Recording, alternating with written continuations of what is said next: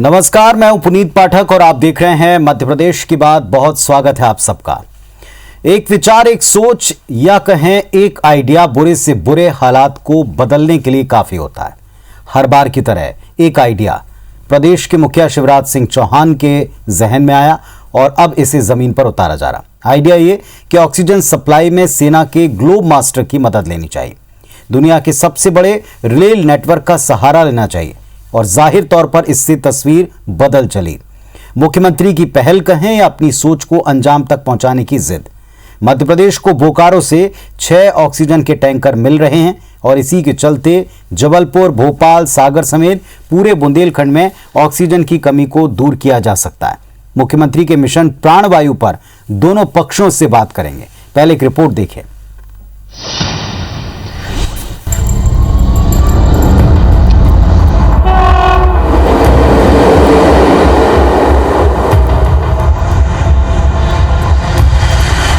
ये मध्य प्रदेश की उन हजारों उम्मीदों की उड़ान है जो इस वक्त कोरोना संक्रमण का मुकाबला कर रहे हैं। सेना का ये ग्लोब मास्टर जामनगर की तरफ किसी सैन्य ऑपरेशन पर नहीं बल्कि ऑक्सीजन के खाली टैंकर को लेकर जा रहा है ताकि आने जाने का वक्त कम हो पाए। और अब एक और तस्वीर देखिए।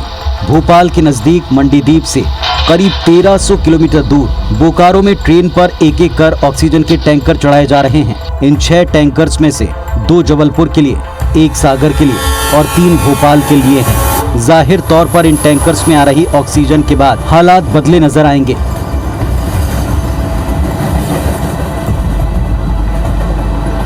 ट्रेन के रास्ते ऑक्सीजन लाने के इस आइडिया पर शनिवार को मुख्यमंत्री शिवराज सिंह चौहान और रेल मंत्री पीयूष गोयल के बीच में बातचीत हुई।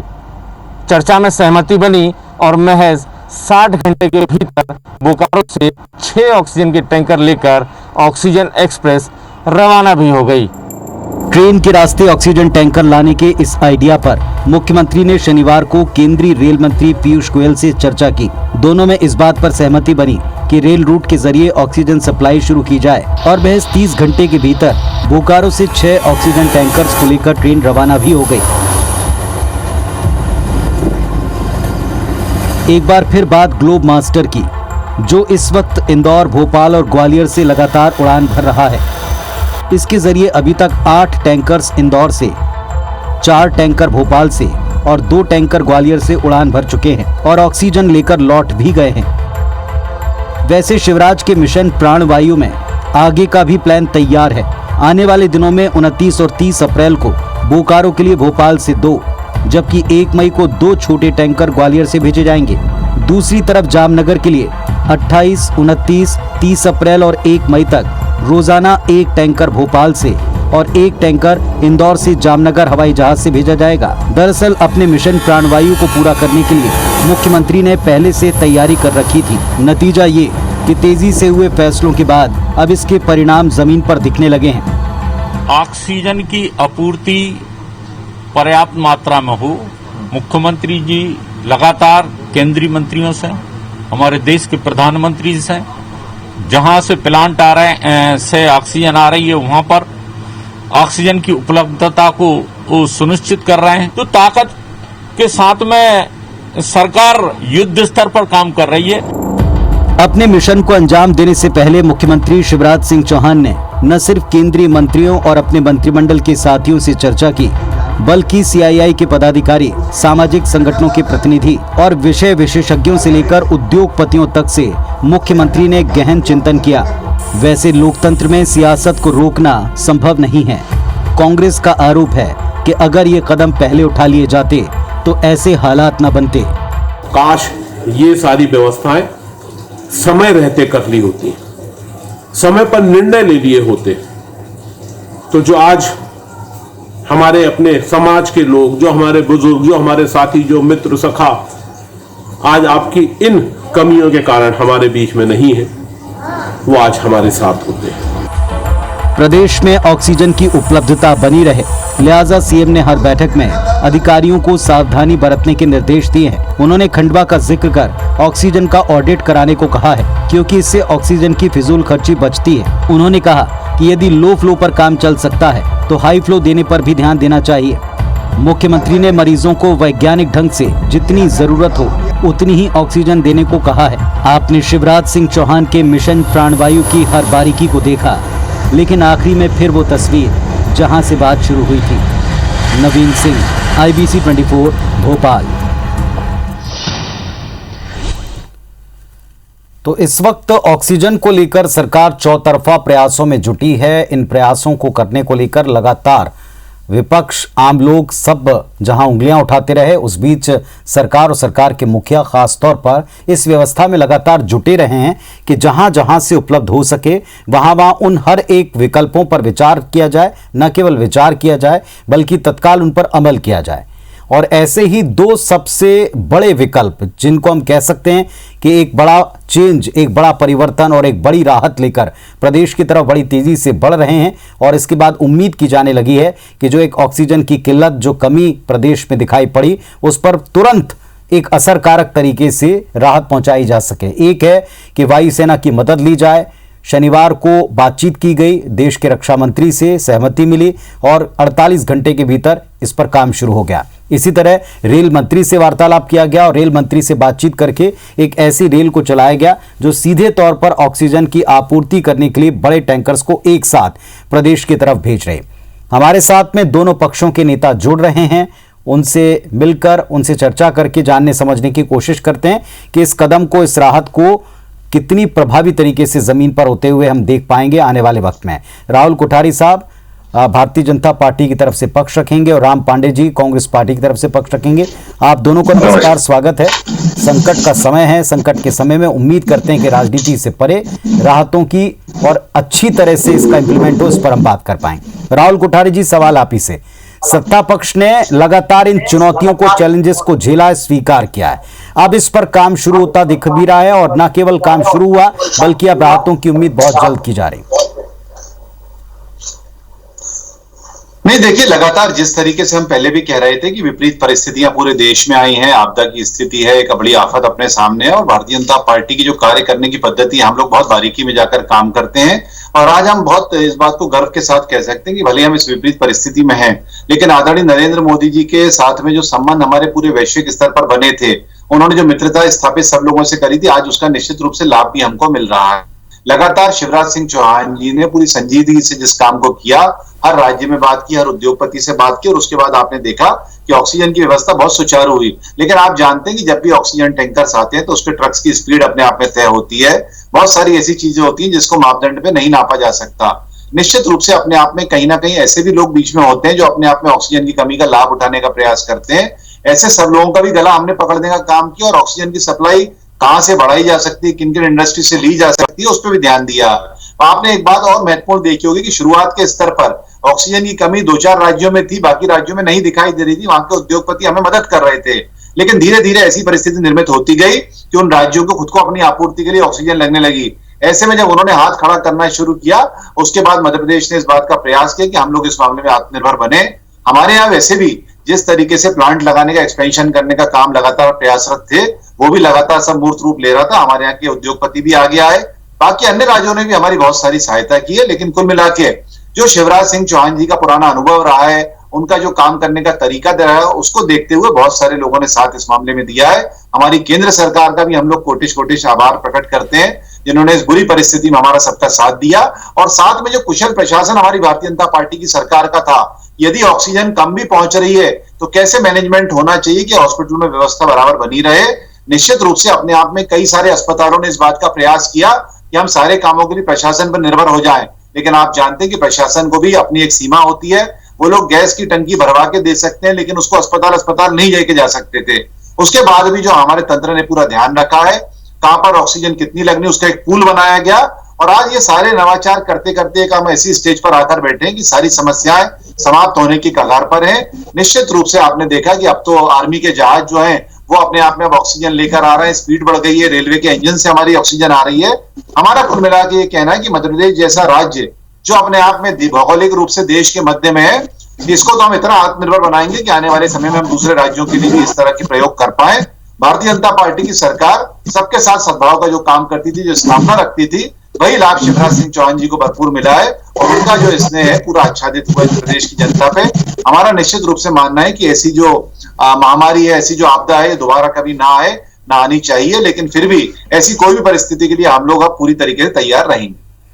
दो और प्रयासों के बारे में दर्शकों को भी बताना चाहेंगे, और चूंकि इस वक्त सबको इंतजार ऑक्सीजन का है, ये बताया जा रहा है, ये अपडेट है कि जिस वक्त चर्चा की जा रही है उस वक्त तक मध्य प्रदेश की सीमा में अनूपपुर तक जो ऑक्सीजन के टैंकर्स हैं वो पहुंच रहे हैं, जो रेल मार्ग के द्वारा लगातार बोकारो से खेप चली थी ऑक्सीजन की सप्लाई की।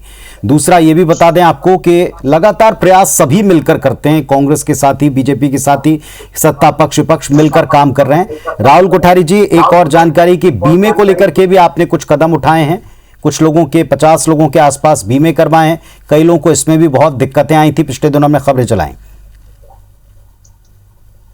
जी, लगातार हमारा प्रयास रहता है कि आपने देखा है कि जो परिस्थिति आज हम जिन भयावह मंजरों को देखते हैं, जिनको देखकर हमारी रूह कांप जाती है, उन मंजरों के सबसे नजदीक रहने का काम वो कोरोना योद्धा करते हैं, वो शमशान घाट और कब्रिस्तान के कर्मचारी करते हैं। तो निश्चित रूप से आज उनकी सुरक्षा होनी चाहिए थी। मेरे बड़ा मन में इस बात को लेकर मलाल था कि हम उनके लिए कुछ अच्छा नहीं कर पा रहे।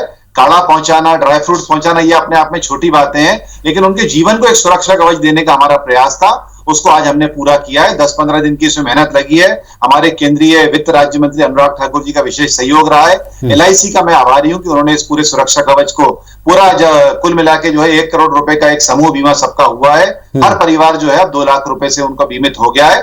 और हमारा मानना है कि भगवान किसी के साथ कोई दुर्घटना ना करे, लेकिन फिर भी वो जिस प्रयास को आज कर रहे हैं, जिस काम को सार्थक कर रहे हैं, वो अपने आप में कोई छोटा काम नहीं है। ये हमारा कुल मिला के प्रयास है कि ऐसे योद्धा जो अंतिम व्यक्ति में खड़े हुए, अंतिम पंक्ति में खड़े हैं, उनकी भी हम लोग कुछ मदद कर सके। राम पांडे साहब कांग्रेस से विपक्ष से हैं। राम जी, लगातार जिस तरीके से कमियां थी, दिक्कतें थी, उसे भी दिखाया, उस पर भी बात की, उस पर चेताया भी, लेकिन अब जो राहतों के कदम उठे हैं, निश्चित तौर पर इससे प्रदेश में काफी हद तक और काफी लोगों तक एक साथ राहत पहुंचेगी। जी, क्या जरूरी है कि जब प्यास लगे तभी कुआं खोदा जाए। जब मध्य प्रदेश सरकार ने और केंद्र सरकार ने कई कमेटियां बनाई थी, 15 महीने से हमारे देश में कोरोना है, और जो बार बार रिपोर्ट दे रही थी कि जो सेकेंड वेव आएगी वो बहुत खतरनाक होगी, लेकिन केंद्र सरकार ने उस पर कोई ध्यान नहीं दिया। और जो बात जनता करती है वही बात हाई कोर्ट करता है, और वही बात कांग्रेस पार्टी कर रही है। इसमें राजनीति कहीं भी नहीं है। जो कांग्रेस बात बोल रही है वो जनता के बीच की बात है, वह बात कांग्रेस बोल रही है। शमशान में लाशें जल रही हैं, अस्पताल मरीजों से भरे पड़े हुए हैं। पिछली बार जब कोरोना की वेव हमारे देश में आई थी, पूरा देश गंभीर था, तब शिवराज जी मध्य प्रदेश के 22 विधायकों को लेकर बेंगलोर पे पड़े थे। ये तो पहली वेव की कथा है, और मोदी जी ट्रंप की यात्रा करा रहे थे। जब हमारे देश में दूसरी वेव, खतरनाक वेव आई थी, तो शिवराज सिंह जी और उनके स्वास्थ्य मंत्री दमोह में 1 महीने से प्रचार में लगे हुए थे, और प्रधानमंत्री और गृह मंत्री बंगाल में चुनाव प्रचार में लगे हुए थे। आज पश्चिम बंगाल की ये हालत है कि वहां हर दूसरा आदमी कोरोना संक्रमित वहां से निकल रहा है। तो बात यह है कि इनकी जो प्लानिंग है, मैनेजमेंट है, दूरदर्शिता है, उसकी कमी है, और किसी की नहीं सुनना। बार बार कमेटी बोल रही थी, बार बार एक्सपर्ट बोल रहे थे, बार बार वैज्ञानिक बोल रहे थे कि दूसरी वेव बड़ी खतरनाक आने वाली है। जब बार बार आगाह किया जा रहा था, पूरी दुनिया इस बात को मान रही थी। अब बताइए, बांग्लादेश, पाकिस्तान, भूटान, नेपाल जैसे लोग कह रहे हैं कि हम भारत की मदद करने को तैयार हैं। वो क्यों मदद करने के लिए तैयार हैं? क्योंकि उन्होंने सलाहकारों की सलाह मानी, इसलिए आज पाकिस्तान, नेपाल और बांग्लादेश हमारी मदद कर रहे हैं। वो कह रहे हैं कि हम आपको ऑक्सीजन भेजेंगे, और ये कहते हैं कि हमने विश्व संबंध बनाए। क्या ऐसे संबंध बनाए? राहुल जी, आपकी बातों का उत्तर देना चाह रहे हैं। प्रचार ट्रंप का किया था और मदद आप बाइडेन से मांग रहे हैं। ये ऐसे संबंध थे आपके? ट्रंप का आप प्रचार कर रहे हैं और मदद बाइडेन से मांग रहे हैं। पाकिस्तान को हमेशा गाली देते हैं और पाकिस्तान से मदद मांग रहे हैं। राहुल कोठारी जी उत्तर देना चाह रहे हैं इनकी बात का। जी, देखिए, मुझे लगता है कि इनका उत्तर तो जो है आने वाले समय में जनता खुद देगी। जिस तरीके से आप देख रहे हैं, पूरी महामारी अब लगभग हम तो कहेंगे समापन की कगार पे है, अपना पीक भी क्रिएट कर चुकी है, और उसके बाद भी कहीं कांग्रेस के लोग दिखाई नहीं दे रहे। केवल कांग्रेस के लोग जो है, आप देख सकते हैं कि जिस तरीके से केवल फोटो खिंचवाने में आगे आ रहे हैं। जयवर्धन सिंह जी जो है वो नवीन जिंदल के माध्यम से जो शिवराज जी टैंकर बुलाते हैं, उसमें अपना मैं कहूंगा पेच फंसाने का प्रयास करते हैं। हमने देखा कि कमलनाथ जी गुना में जो टैंकर सरकारी माध्यम से आ रहा है, सरकार उसका भुगतान कर रही है, उसका नकुल नाथ जी ट्वीट करते हैं कि हमने अपने माध्यम से बुलाया है। अरे भाई, इतने बड़े वाले आप उद्योगपति हो रहे हो, इतने बड़े काम करने की आपकी इच्छा शक्ति है, तो आप इनवॉइस दिखाइए, आप ई-वे बिल दिखाइए, आपने उसको आरटीजीएस पेमेंट किया, उसकी जानकारी दीजिए, जनता के सामने आना चाहिए। हम भी आपकी वाहवाही करेंगे यदि आपने कोई ऐसा काम किया हो। केवल अपने आप में बहती गंगा में हाथ धोने का काम कांग्रेसी करते हैं। भारतीय जनता पार्टी पर क्या आरोप लगाएंगे? इनकी क्या हैसियत आरोप लगाने की? 10 साल में जो मुख्यमंत्री दिग्विजय सिंह जब मध्य प्रदेश के थे, उन्होंने जो त्राही मध्य प्रदेश की थी, और आज का मध्य प्रदेश पूरी तरीके से नक्शा बदल चुका है। आज मध्य प्रदेश देश के अव्वल राज्यों में है और इसको कोई नकार नहीं सकता। एक अच्छा माहौल इस प्रदेश के अंदर है, ना नक्सलवाद है, ना आतंकवाद है। हर मामले में हम लोगों ने तरक्की करी, आगे बढ़े हैं। निश्चित रूप से ऑक्सीजन की कमी तो मध्य प्रदेश अकेले में नहीं हुई थी, पूरे देश के अंदर हुई थी, लेकिन सबसे अच्छा मैनेजमेंट यदि कहीं हुआ है तो केवल शिवराज सिंह चौहान जी के मध्य प्रदेश में हुआ है। मध्य प्रदेश छठे पायदान पे था और छठे पायदान से कोरोना की लड़ाई के मामले में, कोरोना की जो आंकड़ों के मामले में हम लोग आज 11वें पायदान पर पहुंच गए। इसके पीछे यदि कोई है शख्सियत तो शिवराज सिंह चौहान जी हैं। राहुल कोठारी साहब, राम पांडे जी, डॉक्टर राम पांडे जी और राहुल कोठारी जी, निश्चित तौर पर जब ये बात स्वीकार की जा चुकी है कि अब की बार जो वेव की जो लहर थी उसको लेकर बड़ी चुनौतियां रही हैं और अभी भी हैं, लेकिन अब इन कदमों पर हम बात करें तो प्रदेश में ऑक्सीजन की आवश्यकता के अनुरूप लगातार काम अब हो रहा है, जमीन के ऊपर दिखाई पड़ रहा है और राहतों की उम्मीद है। इस पर हम आज बात कर रहे हैं। राहुल कोठारी साहब, जो ऑपरेशन प्राण वायु है इसमें विभिन्न कदम हैं, कब तक हम उम्मीद कर सकते हैं? क्योंकि महीने के अंत तक, अप्रैल के आखिर तक की बात की जा रही थी कि जितनी आवश्यकता होगी उसकी आपूर्ति करना एक चुनौती है, मुखिया ने स्वीकार किया था और इसके बाद बहुत तेजी से एक प्रयास दिखाई पड़ा है, लेकिन अब उन प्रयासों का असर देखने की बारी, क्या उम्मीद आप करते हैं? नहीं, देखिए, हमने पूरी तरीके से इस बात को विस्तृत रूप से देखा है कि केवल ऑक्सीजन के विषय में नहीं, जो भी आवश्यकता पूर्ति की चीजें हैं इस पूरी बीमारी को लेकर, महामारी को लेकर, चाहे वेंटिलेटर्स मंगाने हो, चाहे रेमडेसिविर मंगाने हो, चाहे ऑक्सीजन कंसंट्रेटर मंगाने हो, सरकार ने बहुत ध्यान देते हुए हर बारीकी से हर काम को खड़ा किया है।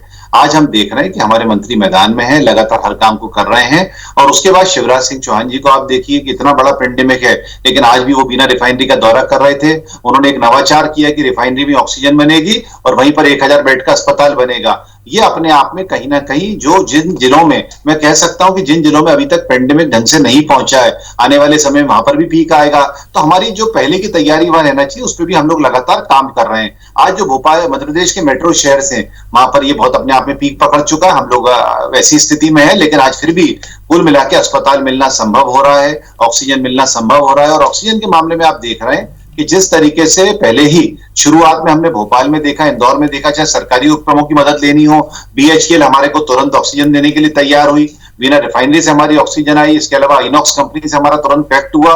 किसी भी तरह की कोई कोताही हम लोगों ने कहीं पर भी नहीं बरती, पूरी तरीके से एक अच्छा सिस्टम बनाते हुए, और यहां तक कि नर्सिंग होम और हॉस्पिटल का जो पूल बनाते हुए हमने काम किया, इससे अपने आप में एक दूरगामी परिणाम भी इसके आए हैं। अब निश्चित रूप से ये समस्या बड़े शहरों से हटके छोटी जगहों पे जा रही है, वहां पर ट्रांसपोर्टेशन कैसे सुलभ हो जाए आप देख रहे हैं। आपने खुद ने जिक्र किया बोकारो से जो ट्रेन आ रही है वो पहले जाएगी अन्य जगहों पर, कल मंडीदीप भी आएगी, लेकिन हम कह रहे हैं कि कुल मिला के इस पूरे प्रयासों में हमारी कोई कमी नहीं है। लेकिन विपक्ष को इस समय चाहिए था कि एक अच्छा अपने आप में अहम रोल निभाते, विपक्ष को इस पूरे महामारी में साथ खड़े होना चाहिए था, सरकार का साथ देना चाहिए था, लोगों से मास्क पहनने की अपील करना चाहिए था, वैक्सीनेशन करवाने लेके जाना चाहिए था, कैंप में लगवाने चाहिए थे।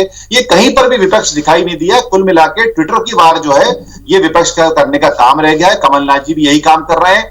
पूरा छिंदवाड़ा जब बर्बाद हो रहा था, अपने आप में इतनी बुरी कगार पे था, तो भी कमलनाथ जी वहां से बच के खड़े हुए थे। और उसके बाद ऑक्सीजन सिलेंडर के साथ फोटो उनके बेटे के जब आए तो वो अपने आप में ट्वीट करके कुल मिला के अपना पल्ला झाड़ लेते हैं। आज छिंदवाड़ा में यदि इतने समय से प्रतिनिधित्व कर रहे थे, ऐसी परिस्थितियां क्यों बनी, इस बात को देखने की आवश्यकता थी।